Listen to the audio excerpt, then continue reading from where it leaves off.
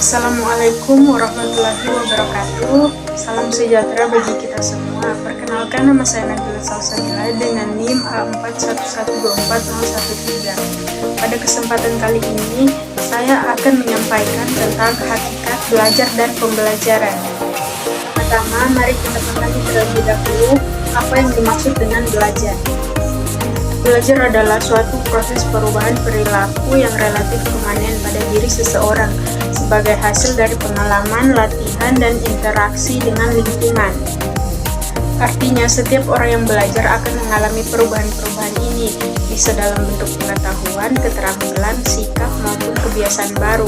Misalnya, ketika seorang anak belajar membaca, ia mulai mampu mengenali huruf, menyebutkan kata, hingga akhirnya bisa memahami isi bacaan. Itu semua merupakan hasil nyata dari proses belajar.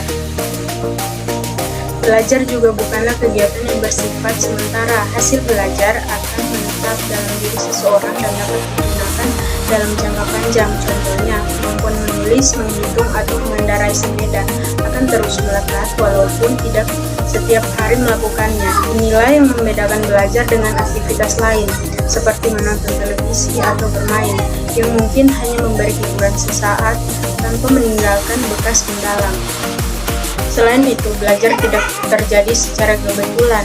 Belajar membutuhkan kesadaran, motivasi, serta usaha aktif dari individu. Proses ini berjalan melalui pengalaman langsung, latihan berulang, serta interaksi yang bermakna dengan orang lain dan lingkungannya. Maka dapat kita simpulkan, hakikat belajar adalah usaha sadar seorang individu untuk mengubah diri menjadi lebih baik melalui pengalaman dan latihan yang terus-menerus. Selanjutnya, mari kita bahas tentang hakikat pembelajaran. Pembelajaran berbeda dengan belajar, meskipun keduanya saling berkaitan. Jika belajar adalah proses internal yang dialami peserta didik, maka pembelajaran adalah proses eksternal yang dirancang oleh pendidik untuk memfasilitasi terjadinya proses belajar. Dengan kata lain, pembelajaran adalah usaha terencana yang dilakukan guru agar siswa dapat belajar dengan baik.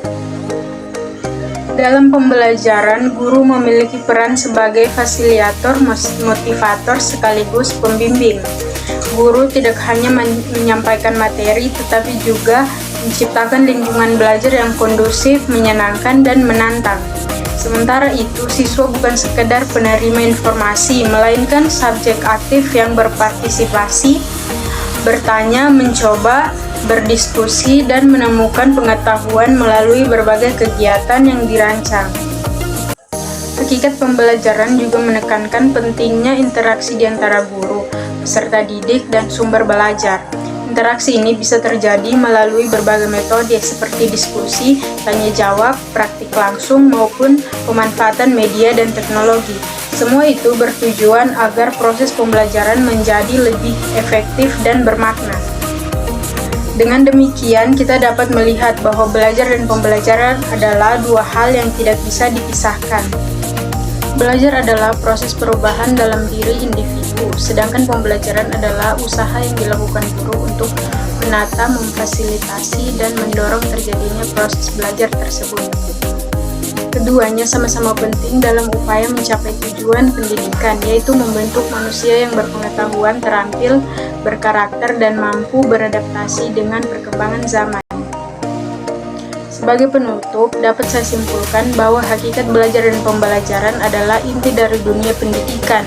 Belajar membuat seseorang berkembang dan berubah menjadi lebih baik, sedangkan pembelajaran memastikan proses belajar itu berjalan secara terarah, terencana, dan bermakna. Oleh karena itu, peran guru dan siswa sangatlah penting, karena keduanya adalah faktor utama yang menjadikan proses pendidikan berhasil. Demikian penjelasan saya mengenai hakikat belajar dan pembelajaran. Semoga bermanfaat dan menambah pemahaman kita semua. Wassalamualaikum warahmatullahi wabarakatuh.